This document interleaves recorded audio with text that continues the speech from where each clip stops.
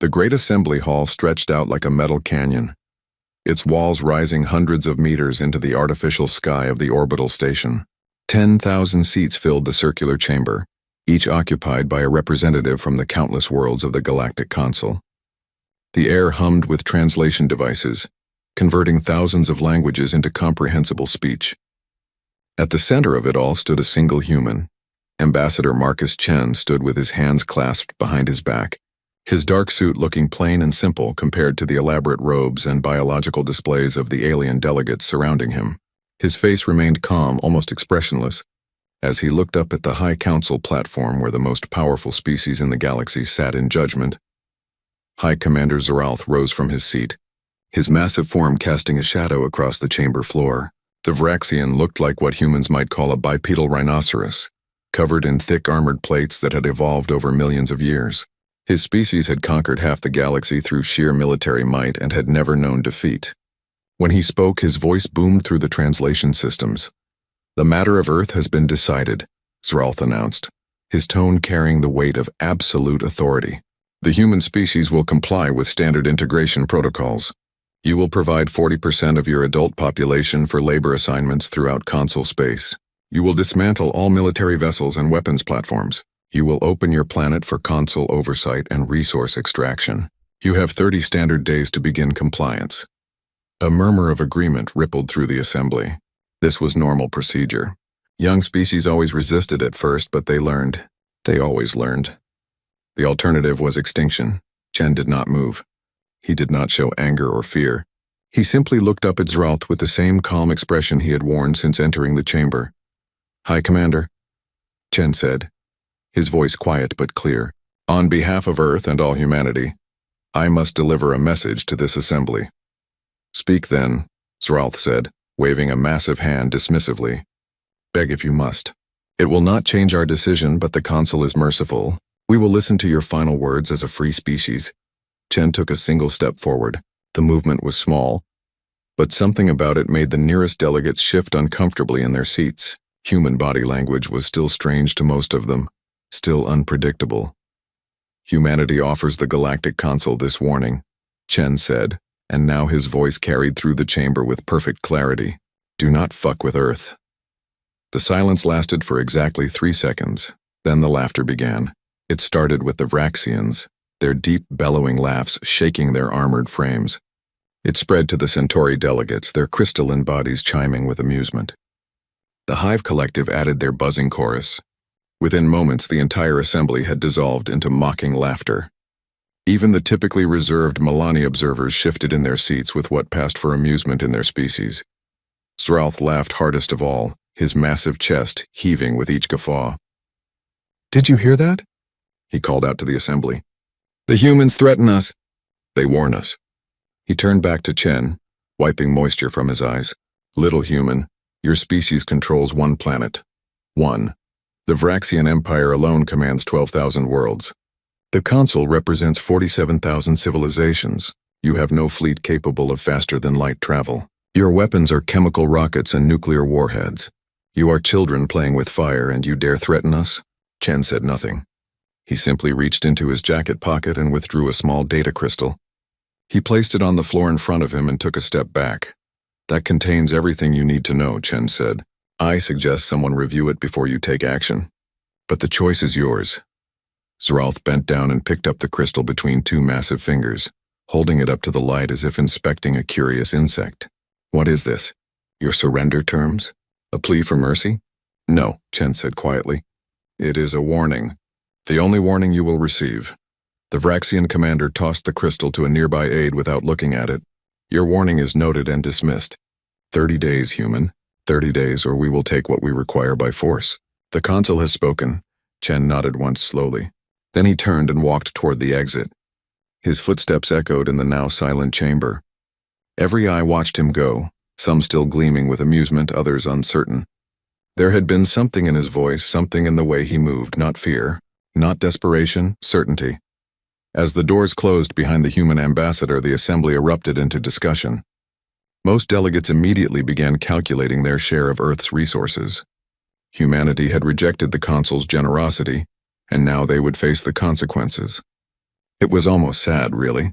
Such a young species throwing away their chance at survival for pride. In the far corner of the chamber, in a section reserved for archival staff and junior observers, a small figure reached down and picked up something from the floor. Archivist Quillix belonged to the Milani, a species of small furry beings who served the Consul as record keepers and historians. They were not warriors or politicians. They were observers, nothing more. But Quillix had noticed something the others had missed. When the Vraxian aide had carelessly tossed aside the human's data crystal, it had rolled across the floor and come to rest near the archival section. The aide had not bothered to retrieve it. Why would he? It was nothing. A desperate gesture from a doomed species. Quillix picked up the crystal and turned it over in their small, delicate hands. Their species had survived in the galaxy by being cautious, by paying attention to details others ignored. Something about the human ambassador had troubled Quillix. The way he had stood there, alone against 10,000 without fear. The absolute certainty in his voice when he delivered that crude warning. Perhaps it was nothing. Perhaps it was the bravado of a species too young to understand how small they truly were. But perhaps not. Quillix slipped the crystal into their pouch and made a note in their personal log. Later, when their duties were complete, they would review its contents. It was probably nothing important. Humans were known for theatrical gestures, for emotional outbursts. The crystal likely contained cultural information or perhaps artistic works meant to evoke sympathy. Still, Quillix could not shake the feeling that something was wrong. They had been an archivist for 70 standard years, had witnessed the integration of 24 species into the Consul. They had seen fear, anger, desperation, and despair. They had never seen what they had seen in Ambassador Chen's eyes. They had never seen patience. That night, as the Vraxian Empire began assembling its enforcement fleet, as thousands of warships prepared to teach humanity its place in the Galactic Order, Quillix sat alone in their small quarters and inserted the crystal into a reader. The first file that opened was labeled simply, The History of Human Warfare, Part 1, Early Conflicts. Quillix began to read. They would not sleep for 3 days. The Vraxian war fleet assembled in the orbital yards above their homeworld like a storm gathering strength. 3,000 warships, each one massive enough to crack a moon, each one crewed by warriors who had never known defeat. The sight was meant to inspire awe and terror in equal measure. It had worked on every species that had seen it before. High Commander Zeralth stood on the bridge of his flagship, the Fist of Dominion, watching the final ships join the formation. 27 days had passed since the human ambassador had delivered his pathetic warning. 27 days, and Earth had sent no communication, no plea for reconsideration, no surrender. "They are fools," said Sub-Commander Krath, standing beside Zeralth at the observation window. "They believe we will not follow through with our threat." Zeralth snorted, a sound like grinding stones. "Or they are too primitive to organize a response. Their planet has hundreds of separate governments. Perhaps they are still arguing among themselves about what to do." He turned away from the window. "It does not matter. Today they learn what happens when a species defies the Consul." The fleet engaged their faster-than-light drives and disappeared from Vraxian space. The journey to Earth would take 6 hours. Zeralth spent the time reviewing the compliance protocols. The initial assault would disable Earth's communications and power infrastructure. Non-lethal but devastating. Then the landing forces would secure major population centers. Resistance was expected, but it would be brief. Humans were soft, weak creatures. They would break quickly. While the fleet traveled through the darkness between stars, Archivist Quillix sat in their quarters, staring at a screen with wide, horrified eyes. They had spent the last 27 days reading the human data crystal. They had barely eaten. They had not slept more than a few hours each night. Every time they tried to rest, their mind filled with the images and information they had absorbed. The crystal contained thousands of files. Military histories, tactical analyses, weapon specifications, cultural studies. Quillix had started at the beginning with ancient human history, expecting to find the usual story of tribal conflicts and territorial disputes that all species experienced in their youth. What they found instead was a nightmare. Humans had been at war with each other for their entire recorded history. Not occasional wars, not brief conflicts over resources, constant, continuous warfare, even during periods they called peace. Humans maintained standing armies, developed new weapons, trained for the next conflict. War was not an aberration for humanity. It was their natural state. Quilix had read about the Battle of Thermopylae, where 300 human warriors held off an army of hundreds of thousands. They had read about the Mongol conquests, where human cavalry armies had conquered half their known world. They had read about the World Wars, where humans had developed industrial-scale killing and deployed it against their own species. The numbers were incomprehensible. In their Second World War alone, humans had killed over 60 million of their own kind. The Milani species had not lost 60 million individuals in their entire recorded history spanning 12,000 years. But the worst revelation was still to come. Quilix had reached the section on human weapon development. Nuclear weapons, chemical weapons, biological weapons. Weapons designed not just to kill, but to ensure that nothing could live in the target area for generations, and humans had built these weapons knowing they could destroy their own planet. They had even deployed some of them against each other.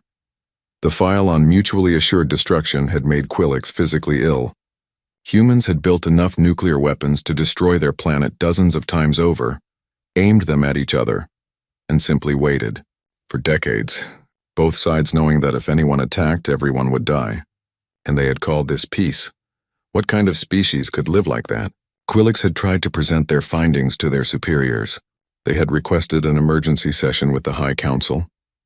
They had begged anyone who would listen to review the data before the fleet reached Earth, but no one took them seriously.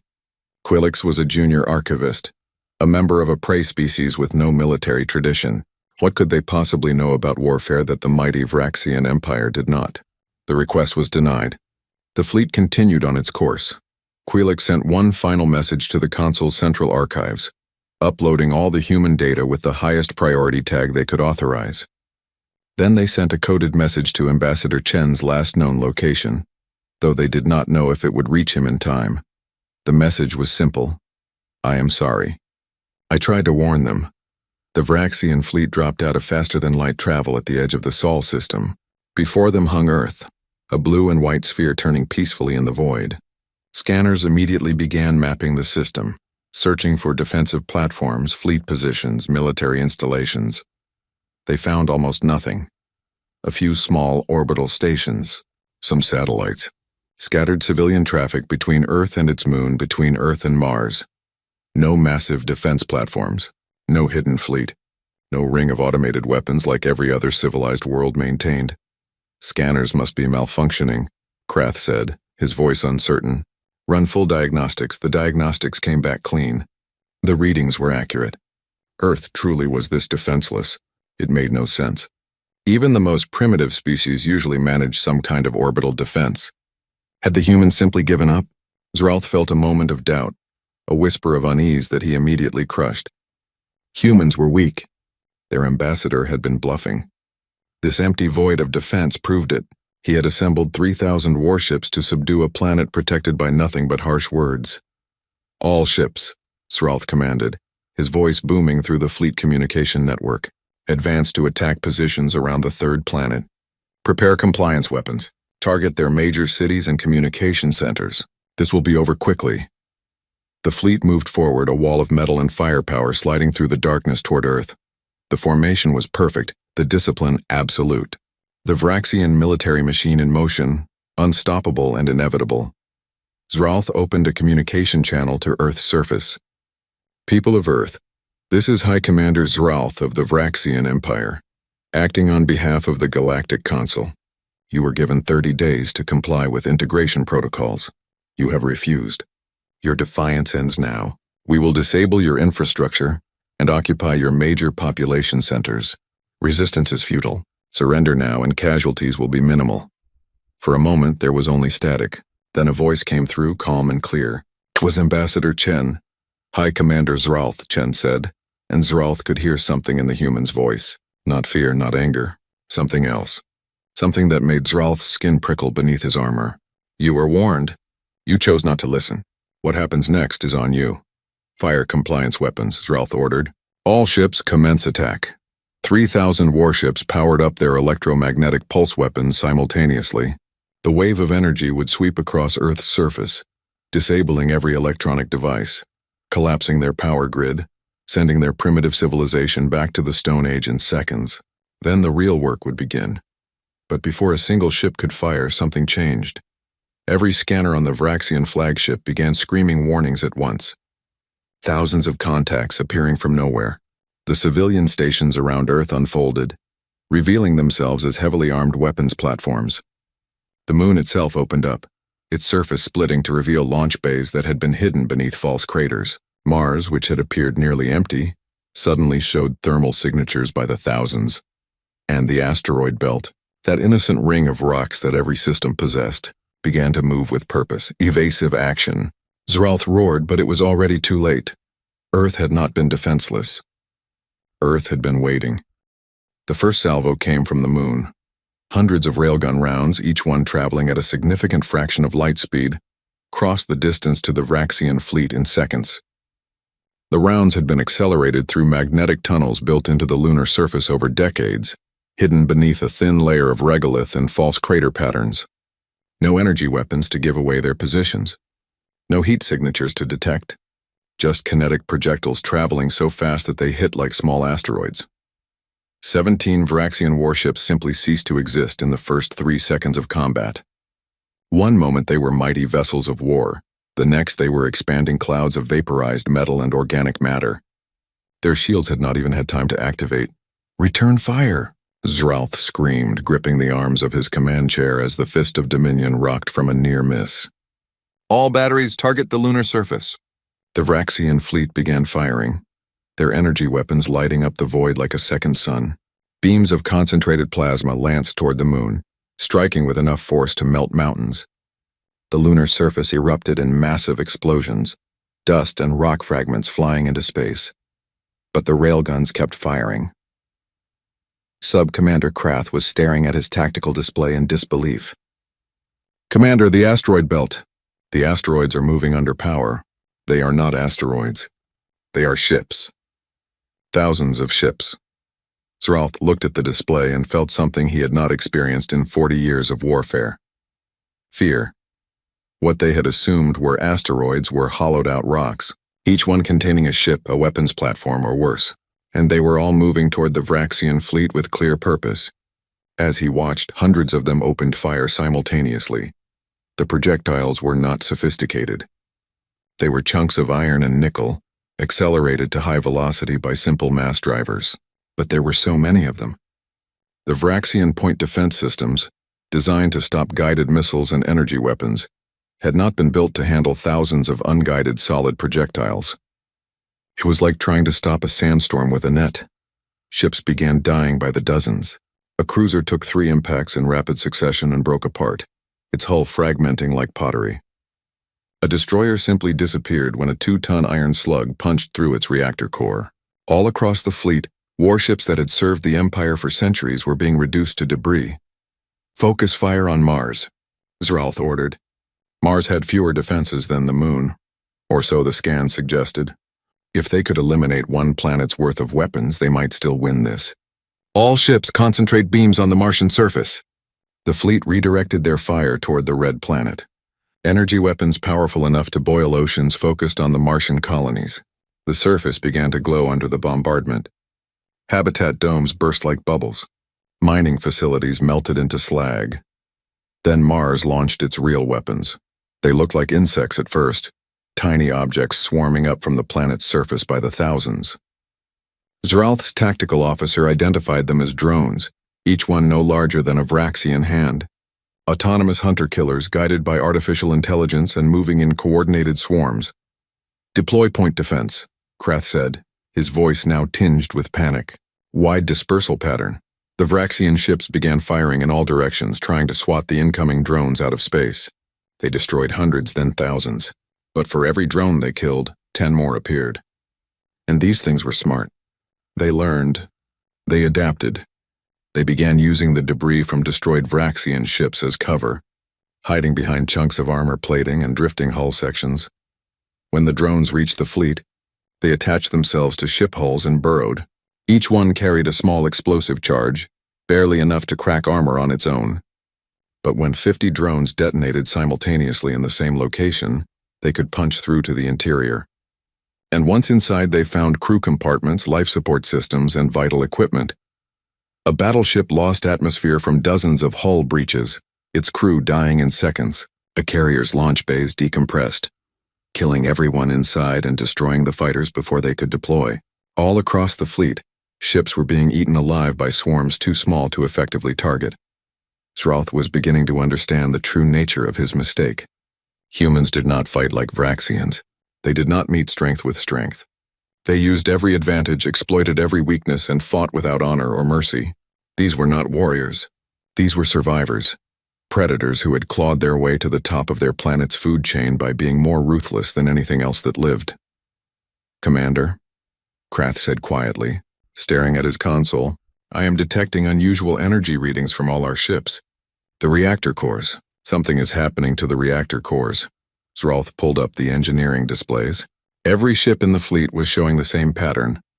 Their fusion reactors were fluctuating, power levels rising beyond safety limits. The containment fields were failing. All of them. At the same time. "How?"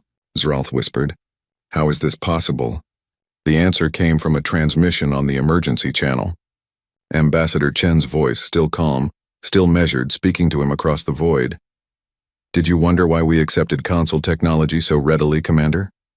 Why we integrated your computer systems into our infrastructure so quickly? Why we never complained about the protocols you made us follow?" Chen paused, letting the implications sink in. "We have been inside your systems since the first day we made contact. Every ship you build, every station you construct, every weapon you design. We know how it all works, and we know how to break it. Quantum entanglement." Z'Ralth finally understood. Humans had developed a way to affect particles remotely, instantly across any distance, and they had used it to plant kill switches in every piece of Consul technology, including the reactors on every Vraxian warship. "You cannot do this," Z'Ralth said, his voice hollow. "You will kill thousands, tens of thousands." "You came here to kill billions," Chen replied. "We are being merciful. Your flagship's reactor has been isolated. You will survive. The rest of your fleet will not. Take your ship and leave. Tell the Consul what happened here.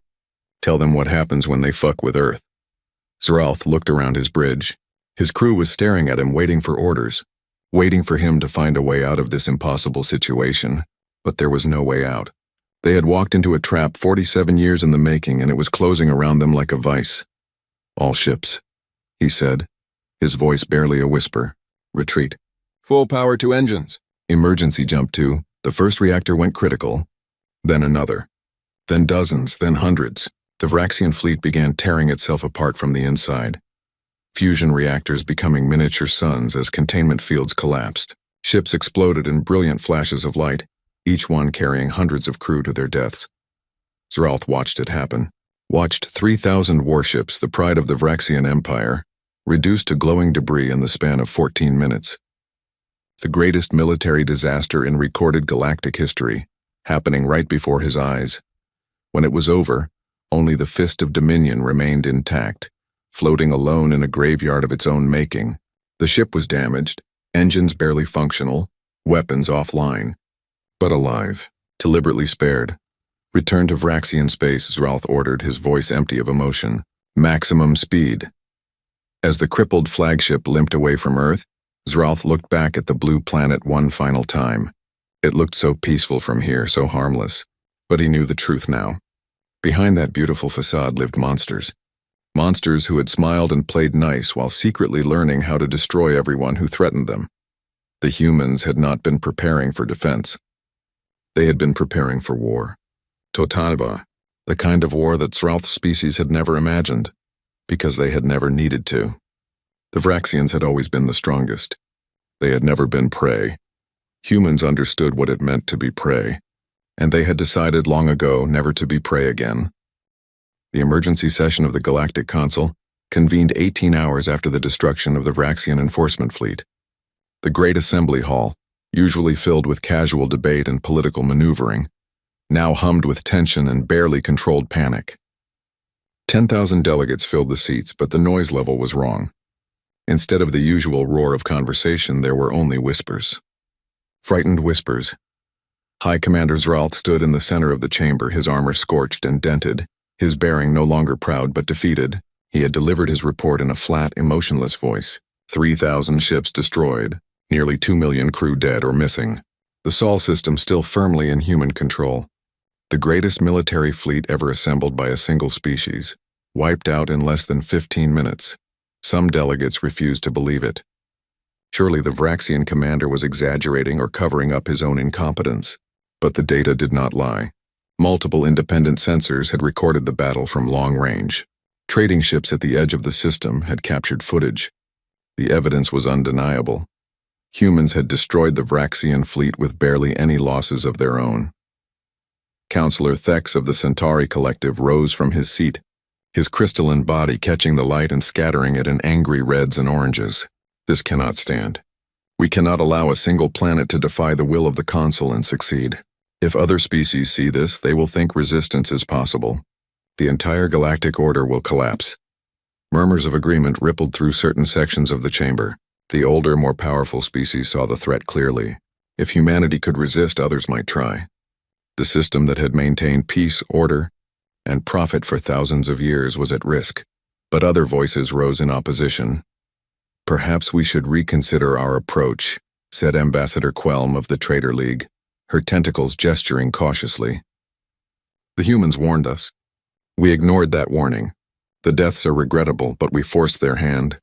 They are dangerous. Thex shot back. You saw the report. They have been infiltrating Consul systems for nearly 5 decades. They have weapons we never imagined. They think like predators, not like civilized beings. We must eliminate this threat before it grows. In the archival section, Archivist Quillick stood slowly, their small form barely visible among the larger delegates. They had never spoken in a full assembly before. Junior archivists did not address the Consul, but they could no longer stay silent. Request to speak, Quillick said, their voice amplified by the chamber's systems. I have critical information regarding the human situation. Thex turned his glowing eyes toward the small Milani. An archivist? What could you possibly contribute to a military discussion? Context, Quillick replied simply. I have studied the data crystal provided by Ambassador Chen. I tried to present my findings before the attack, but was denied. Please allow me to show you what I have learned. The chamber fell silent. Finally, the council chair, an ancient being known only as the Keeper, gestured for Quilix to proceed. Speak, Archivist. The Consul will hear you. Quilix activated the holographic display system, and the center of the chamber filled with images. First came maps of Earth, showing the various human nations and empires throughout history. Then came battle footage, grainy and primitive at first, then clearer as human technology advanced. The world wars, nuclear explosions, tanks and aircraft and soldiers locked in combat. Humans are the only known species in the galaxy that evolved as persistence predators. Quilix began, their voice steady despite their fear. Do you understand what that means? It means they are built to hunt. To chase prey across vast distances until it collapses from exhaustion. To never give up, never stop, never accept defeat. More images appeared. Ancient humans with spears bringing down animals 10 times their size. Cave paintings showing coordinated hunts, tools designed for killing. Every major human culture independently across their planet developed sophisticated warfare, not as a last resort, but as a fundamental part of their existence. They have been fighting each other for 50,000 years. They have refined violence into an art form. Quilix brought up more data, charts showing human population growth despite constant warfare, graphs displaying the exponential advancement of human weapon technology, videos of human soldiers training, fighting, dying, and training again. Most species in the Consul evolved as prey animals or peaceful herbivores. We developed technology to escape predators, to build safe communities, to cooperate. Humans developed technology to hunt more efficiently. Their first tools were weapons. Their first organized social structures were hunting parties and war bands. The chamber was completely silent now. Every eye was fixed on the display, watching images of human warfare spanning millennia. The Mongol invasions, the Roman legions, trench warfare, strategic bombing, nuclear submarines lurking in dark water, each one carrying enough firepower to destroy continents. They survived multiple extinction-level events, Quilix continued. Ice ages that would have killed our species. Volcanic winters, disease, famine, and each time they came back stronger. They learned. They adapted. They prepared for the next threat. New images appeared. The Cold War. Two human superpowers, each with enough nuclear weapons to destroy their planet several times over, staring at each other across a line neither dared cross. But neither backing down either. For decades. They call this mutually assured destruction, Quilix said, their voice filled with a kind of horrified awe. They lived under the threat of total extinction for generations, and they simply accepted it. They went to work, raised families, built societies, all while knowing that at any moment everything could end. What kind of species can function under that kind of pressure? Counselor Thex tried to interrupt, but the Keeper raised a hand for silence. Quilix continued. When humanity joined the Consul, they seemed weak, primitive. We classified them as Category 4, minimal threat. But we were wrong. Humans were not weak. They were being careful.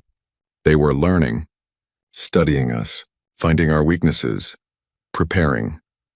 The display shifted to show human infiltration efforts, diplomatic missions that placed humans on hundreds of worlds, trade agreements that gave them access to Consul technology, cultural exchange programs that taught them languages and customs, marriage and reproduction with compatible species, all seemingly innocent, all part of a larger strategy.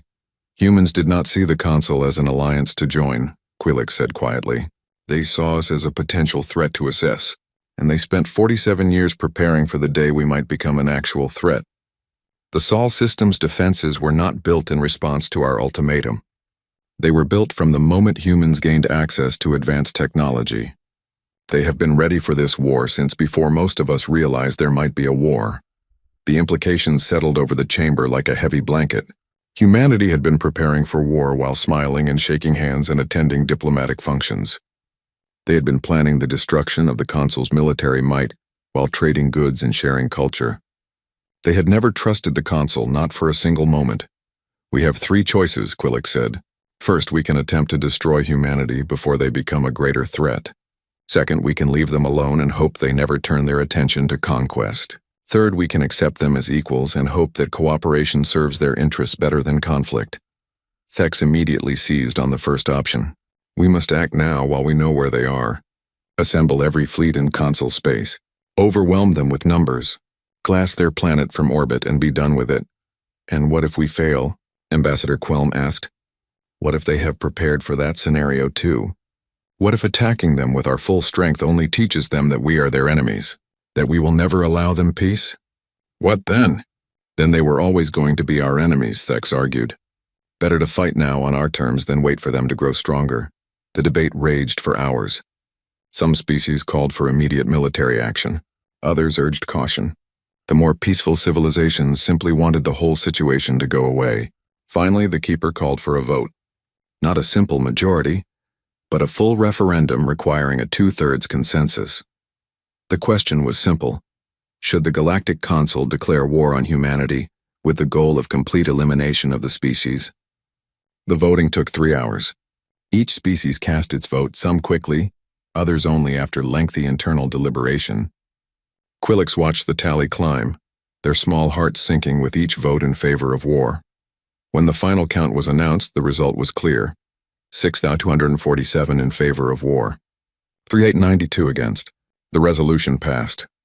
The Consul would assemble the largest military fleet in galactic history. Every member species would contribute ships, weapons, and troops.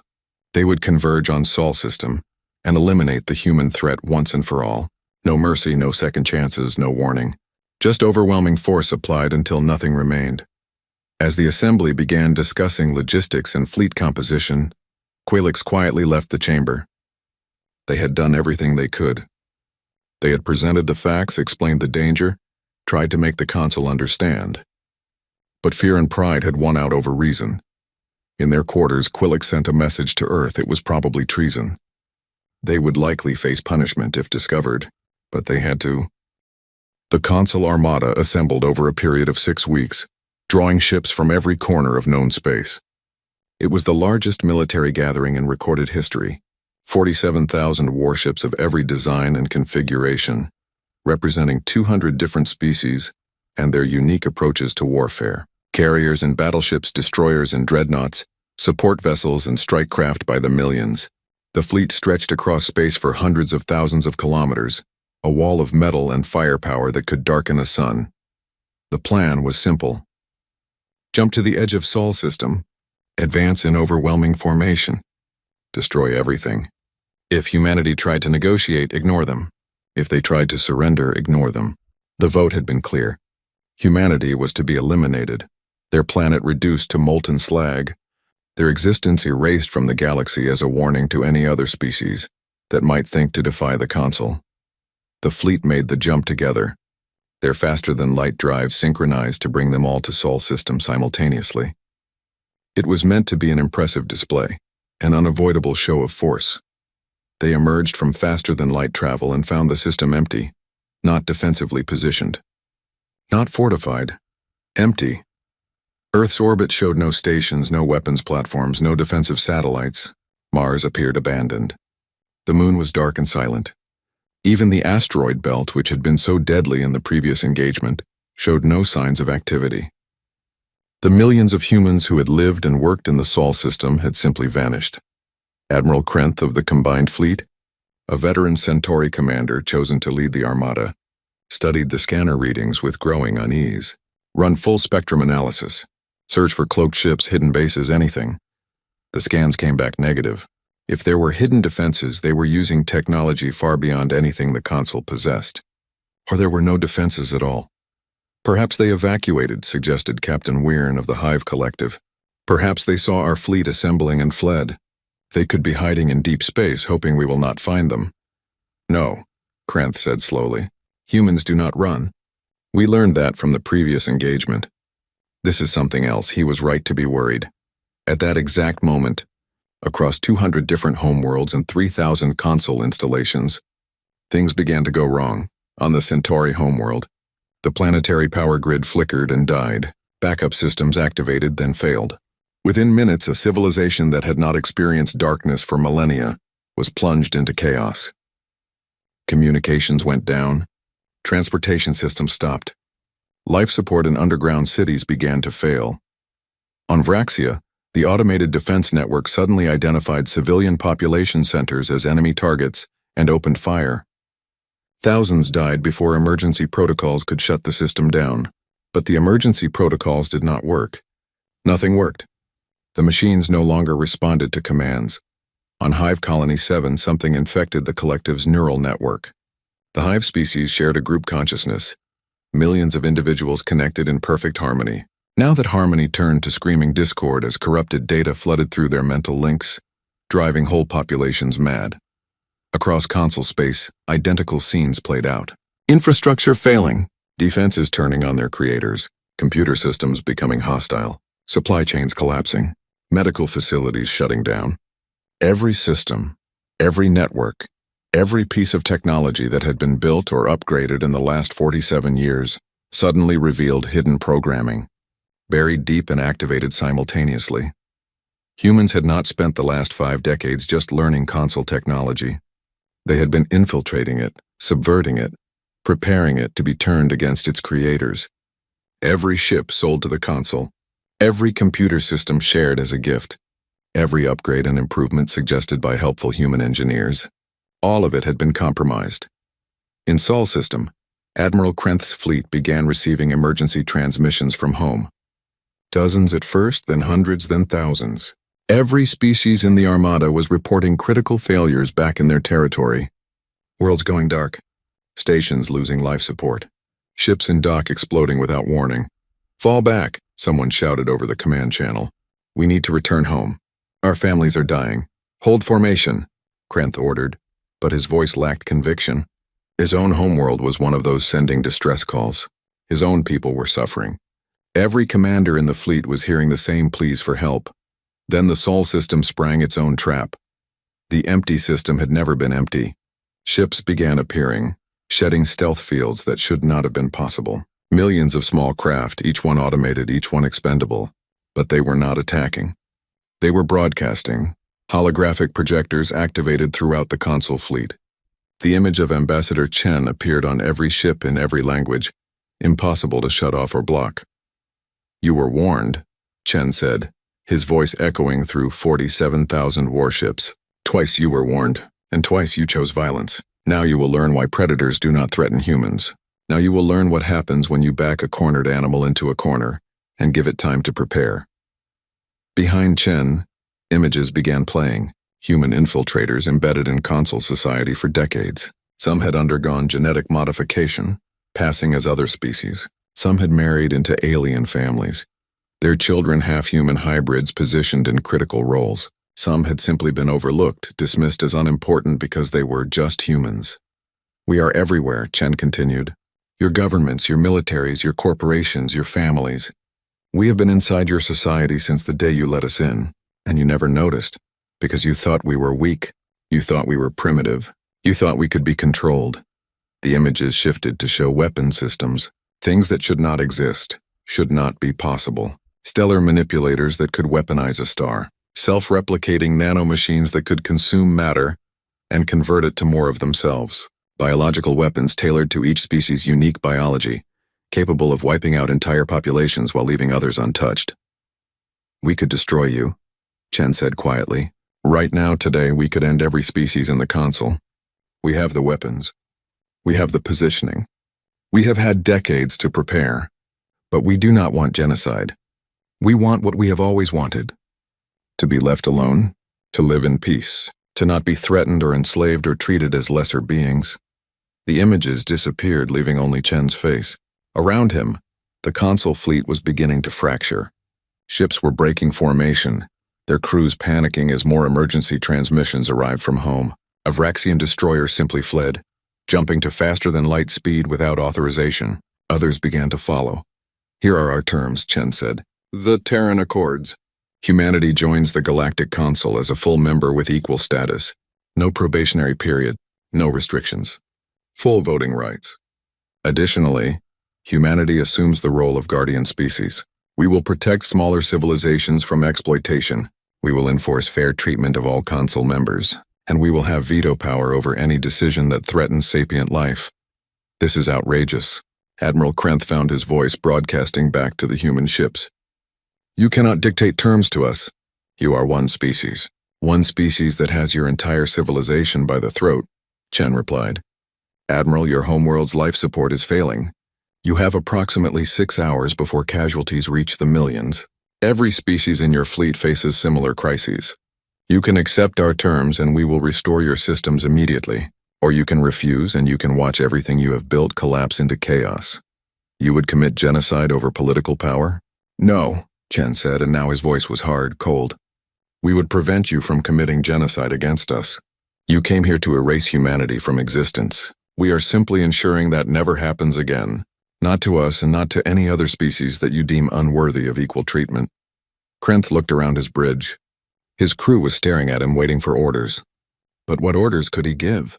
The fleet could attack, but Earth's defenders were already in position and clearly prepared. The fleet could stand its ground, but their worlds would die while they waited. The fleet could retreat, but they would return to find their civilizations in ruins. There was only one choice that saved lives. Consul Fleet, this is Admiral Krenth. Stand down. Do not engage human forces. Repeat, stand down. He turned to face Chen's image directly. Humanity, we accept your terms. The Terran Accords will be ratified. Please restore our systems. Chen nodded slowly. Restoration will begin immediately. But understand, Admiral, this is not a negotiation. This is a new reality. The galaxy has changed. The old order, where strong species dominated weaker ones, where might made right, where entire civilizations could be enslaved on the whim of the powerful, that order is over. Humanity will ensure it stays over. Across Consul space, systems began coming back online. Power grids restored. Defense networks returned to normal operation. The Hive Collective's neural network cleared. Life support systems resumed function. The crisis passed as quickly as it had begun, leaving no doubt that humans had been in complete control the entire time. Thank you for watching and comment for next part.